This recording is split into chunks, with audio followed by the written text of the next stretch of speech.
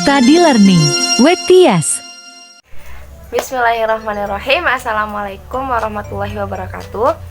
Perkenalkan, nama saya Julieta Tias dengan NIM 112101830000115. Di sini saya akan menjelaskan materi dari mata kuliah Bahasa dan Sastra Indonesia yang diampu oleh Bapak Didi Ridwanuddin. Nah, untuk materi yang pertama, di sini saya akan menjelaskan benda. Benda adalah sesuatu yang memiliki bentuk dan massa, dapat dilihat dan dapat dirasakan, serta menempati ruang. Benda dapat berupa objek fisik seperti meja, buku, atau mobil, maupun entitas non-fisik seperti ide, perasaan, dan konsep. Karakteristik benda meliputi atribut fisik seperti bentuk, warna, ukuran, dan tekstur. Selain itu, benda juga memiliki sifat-sifat seperti kekerasan, kelembutan, kepadatan, dan keberadaan energi. Karakteristik ini membantu mengidentifikasi dan membedakan satu benda dari yang lain. Perbedaan antara kata benda dengan kata-kata lain terletak pada sifatnya. Kata benda merujuk pada entitas yang dapat dikenali secara konkret, baik dalam bentuk fisik maupun melalui panca indera. Sementara itu, kata-kata abstrak merujuk pada konsep, ide, atau perasaan yang sulit atau tidak dapat dilihat atau diraba secara langsung. Contoh dari kata abstrak meliputi kebahagiaan, cinta, dan keadilan. Deskripsi kata konkret berfokus pada penggambaran dan penjelasan terhadap benda yang dapat dilihat, diraba, atau dirasakan secara langsung. Misalnya, meja kayu berukuran besar dengan permukaan halus dan warna coklat tua. Sementara itu, deskripsi kata abstrak melibatkan penjelasan atau penggambaran terhadap konsep atau ide yang sulit dijelaskan secara fisik. Misalnya, keadilan adalah prinsip moral yang menekankan kesetaraan dan keadilan dalam perlakuan terhadap semua orang, tanpa memandang ras, agama, atau status sosial. Untuk materi yang kedua, saya akan menjelaskan identifikasi diri. Identifikasi diri merujuk pada proses pengenalan, pemahaman, dan penerimaan terhadap aspek-aspek yang membentuk identitas seseorang. Identifikasi melibatkan pemahaman tentang siapa kita, apa yang membuat kita unik, serta bagaimana kita berhubungan dengan dunia di sekitar kita. Identifikasi diri melibatkan faktor-faktor seperti latar belakang budaya, nilai-nilai, kepercayaan, minat, bakat, peran sosial, dan pengalaman hidup yang membentuk siapa kita sebagai individu. Proses ini dapat berlangsung sepanjang hidup dan berkembang seiring dengan penemuan diri dan pengalaman baru. Lalu, materi yang ketiga adalah kalimat sapaan. Kalimat sapaan adalah jenis kalimat yang digunakan untuk menyapa atau memanggil seseorang secara langsung. Tujuan dari kalimat sapaan adalah untuk memperoleh perhatian orang yang disapa, menunjukkan rasa hormat, atau memulai percakapan dengan sopan. Ciri-ciri kalimat sapaan ada 4. Yang pertama, penggunaan kata ganti orang kedua tunggal. Kalimat sapaan menggunakan kata ganti orang kedua tunggal seperti kamu, engkau, atau Anda untuk menyapa orang secara langsung. Contohnya, halo kamu, bagaimana kabarnya? Yang kedua adalah ekspresi sapaan. Kalimat sapaan biasanya diawali atau diikuti oleh ekspresi sapaan yang menunjukkan rasa hormat atau keakraban. Contoh ekspresi sapaan antara lain, hai, halo, selamat pagi, assalamualaikum, pak, bu, mas, mbak, dan sebagainya. Contohnya adalah, halo, apa kabar? Yang ketiga, nama atau panggilan. Kalimat sapaan seringkali mengandung nama atau panggilan khusus yang mengidentifikasi orang yang disapa. Contohnya, selamat pagi Rina, apa kabar? Yang keempat, ada intonasi atau tanda baca. Kalimat sapaan biasanya ditandai dengan intonasi atau tanda baca seperti tanda seru atau koma. Intonasi atau tanda baca ini membantu untuk menyampaikan ekspresi dan tujuan sapaan. Contohnya, Assalamualaikum. Nah, untuk materi yang keempat, yaitu saya akan membahas tentang dialog, prolog, dan epilog. Dialog adalah interaksi verbal antara dua atau lebih orang yang melibatkan pertukaran pendapat, informasi, atau gagasan. Dalam dialog, peserta berbicara secara bergantian dan saling merespon satu sama lain. Dialog dapat terjadi dalam berbagai konteks, seperti dalam percakapan sehari-hari, drama, film, atau dalam bentuk tulisan. Contohnya, si A berkata, apa rencanamu untuk liburan ini? Maka si B menjawab, aku berencana pergi ke pantai bersama keluarga, bagaimana denganmu? Lalu selanjutnya adalah prolog. Prolog adalah bagian awal dari suatu karya sastra, seperti drama atau novel, yang memberikan informasi penting tentang latar belakang cerita, karakter, atau konteks yang relevan. Prolog biasanya memberikan pemahaman awal kepada pembaca atau penonton tentang apa yang akan mereka temui dalam karya tersebut. Contoh dari prolog adalah, dalam sebuah novel fantasi, prolog dapat menjelaskan sejarah dunia fiktif yang menjadi latar cerita atau mengenalkan karakter kunci yang akan muncul dalam cerita. Yang ketiga, yaitu adalah epilog. Epilog yaitu bagian akhir dari suatu karya sastra yang mengikuti bagian utama cerita. Epilog biasanya memberikan penutup, melanjutkan informasi tentang nasib karakter, atau menunjukkan akibat dari peristiwa yang terjadi dalam cerita. Epilog dapat memberikan pemahaman tambahan, melengkapi cerita, atau memberikan penutup yang memuaskan. Contoh dari epilog adalah, dalam sebuah drama, epilog dapat menunjukkan apa yang terjadi dengan setiap karakter setelah peristiwa klimaks, memberikan kesimpulan tentang nasib mereka, atau memberikan pandangan baru tentang cerita yang telah berlangsung. Untuk materi yang kelima, yaitu jenis-jenis membaca dan jenis-jenis membaca petunjuk. Membaca adalah proses memahami dan menginterpretasikan teks tertulis atau simbol-simbol yang mewakili bahasa atau informasi. Membaca melibatkan penggunaan keterampilan untuk mengenali, memahami, dan mengolah kata-kata, kalimat, dan teks secara keseluruhan.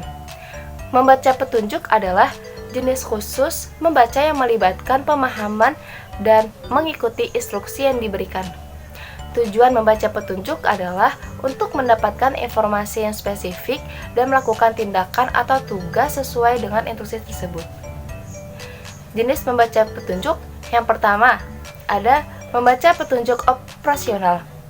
Membaca petunjuk untuk memahami cara menggunakan atau mengoperasikan sesuatu perangkat atau sistem. Yang kedua, membaca petunjuk keselamatan. Membaca petunjuk yang berkaitan dengan tindakan pencegahan dan prosedur keselamatan yang harus diikuti dalam situasi tertentu. Yang ketiga, membaca petunjuk perawatan. Membaca petunjuk yang memberikan informasi tentang cara membersihkan, merawat, atau memperbaiki suatu barang dengan benar. Yang keempat, membaca petunjuk tugas atau instruksi. Membaca petunjuk yang diberikan dengan instruksi atau tugas tertentu yang harus dilakukan, seperti petunjuk tugas dalam dunia pendidikan atau instruksi tugas pekerjaan. Yang kelima, membaca petunjuk rute atau navigasi. Membaca petunjuk yang digunakan untuk memahami dan mengikuti petunjuk rute atau instruksi navigasi, seperti membaca peta atau petunjuk arah di jalan. Materi yang keenam adalah tata cara membaca puisi dan teks. Puisi adalah sebuah bentuk karya sastra yang terdiri dari kata-kata yang dipilih dengan cermat dan diatur dengan ritme, suara, dan imaji yang khas. Puisi sering menggunakan bahasa yang kreatif dan penuh perasaan untuk mengungkapkan gagasan, emosi, dan pengalaman. Prosa adalah bentuk tulisan atau teks yang tidak diatur dalam pola irama atau ritme khusus. Ini adalah bentuk paling umum dari penulisan naratif, esai, dan non-puisi dalam bahasa yang lebih alami dan bebas. Prosa tidak memiliki batasan struktural yang ketat seperti puisi, dan lebih mirip dengan cara manusia berbicara dan berkomunikasi sehari-hari. Adapun karakteristik puisi, yang pertama yaitu ritme dan metrum. Yang kedua ada struktur. Yang ketiga ada imaji dan bahasa kiasan. Yang keempat kepadatan. Yang kelima kesadaran bunyi. Lalu adapun karakteristik dari prosa yaitu narasi yang lancar, struktur paragraf dan kalimat. Lalu yang ketiga ada bahasa naratif. Keempat penjelasan dan deskripsi yang rinci. Yang terakhir adalah penokohan dan dialog. Perbedaan utama antara puisi dan prosa terletak pada penggunaan bahasa, ritme, struktur, dan cara penyampaian pesan. Puisi cenderung lebih padat, eksperimental, dan mengutamakan penggunaan bahasa kreatif, sementara prosa lebih cenderung menceritakan cerita dengan narasi yang lancar dan lebih fokus pada penyampaian informasi yang jelas. Nah, materi yang ketujuh adalah tegak menulis bersambung. Tegak menulis bersambung adalah teknik menulis di mana huruf-huruf dalam sebuah kata atau kalimat disusun secara vertikal atau tersambung satu sama lain.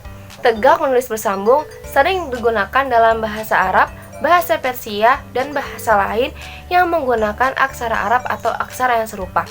Dalam tegak menulis bersambung, huruf-huruf dalam kata atau kalimat disusun secara berurutan dari atas ke bawah dengan tangan yang bergerak secara vertikal. Setiap huruf terhubung dengan huruf sebelumnya dan setelahnya, membentuk aliran tulisan yang lancar. Teknik ini menciptakan estetika tulisan yang indah dan kohesif. Tegak menulis bersambung membutuhkan keterampilan dan latihan yang baik untuk menghasilkan tulisan yang terbaca dengan baik dan memiliki keindahan estetika yang diinginkan. Banyak orang yang menggunakan tegak menulis bersambung untuk menulis karya seni, kaligrafi, atau tulisan tangan yang indah. Nah, selanjutnya adalah materi yang ke-8, yaitu tentang rangkuman atau ringkasan. Rangkuman adalah penyajian singkat dari suatu teks, karya, atau informasi yang mencakup poin-poin penting dan inti dari materi tersebut. Tujuan rangkuman adalah untuk memberikan gambaran umum dan ringkasan tentang isi teks, memudahkan pemahaman, dan menggambarkan informasi penting tanpa harus membaca keseluruhan teks asli. Rangkuman dapat digunakan dalam berbagai konteks, seperti membantu memahami teks yang panjang, menyampaikan informasi secara singkat, atau sebagai cara untuk mengingat dan mereview materi yang telah dibaca. Rangkuman juga berguna dalam mengkomunikasikan informasi kepada orang lain dengan cara yang lebih efisien dan mudah dipahami. Nah, selanjutnya adalah materi ke-9, yaitu materi parafase. Parafase adalah proses mengungkapkan kembali suatu teks atau gagasan dengan menggunakan kata-kata yang berbeda, tetapi tetap mempertahankan makna yang sama. Dalam parafase, tujuan utamanya adalah untuk mengungkapkan informasi atau ide yang sama. Dalam parafase, tujuan utamanya adalah untuk mengungkapkan informasi atau ide dengan cara yang berbeda tanpa mengubah arti atau substansinya. Hal ini sering dilakukan untuk menghindari pengulangan kata-kata atau frasa yang berlebihan, meningkatkan kejelasan, atau menyesuaikan teks dengan audiens yang berbeda. Selanjutnya, materi ke-10 yaitu tentang surat resmi dan surat pribadi. Surat resmi adalah komunikasi tertulis yang digunakan dalam lingkungan formal atau bisnis. Surat ini memiliki format dan gaya penulisan yang konsisten dan mengikuti aturan yang ditetapkan. Surat resmi umumnya digunakan untuk mengirim pesan kepada individu, organisasi, atau lembaga secara resmi dan serius.